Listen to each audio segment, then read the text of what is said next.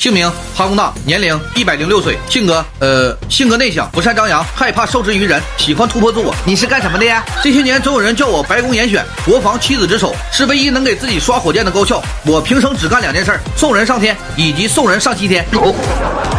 你都有什么爱好？我这人讲究和气生财，最善和谐相处。平日里爱收集一些大号手办，比如东风食物、长征食物、神舟食物、发动机食物、炸弹。你管这叫手办呀？啊，对呀，大一点的手办呀。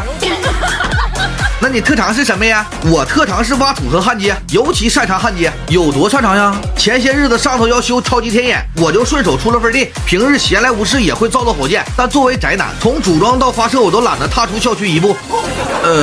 别人都是怎么评价你的？挖掘技术哪家强？中国山东找蓝翔，因为也涉猎焊接，总有人说我跟他们抢生源。我虽懂焊接，可这话我却不知如何接，毕竟此前我并不知道他们也可以焊接航母。后来想想，大家也算同行，他叫挖掘机，我们也用机械臂挖月壤。说到底，大家都在挖土。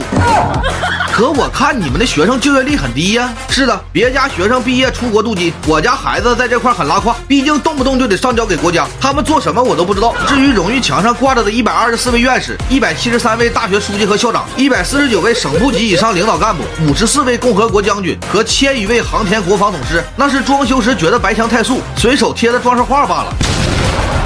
我听说你们还把道路给划到学校内部了哦，因为寒冬太长，为了确保大家出行安全，我们就在道路上方建了条暖廊。你们这也太霸道了吧！别急，我还有更霸道的，别的学校还在研究请假条格式，我们早就把我单位3个字焊成了免责金牌。机票难买就直接包航班，车票难抢那就让高铁加班。最重要的是，发生任何问题由我单位承担。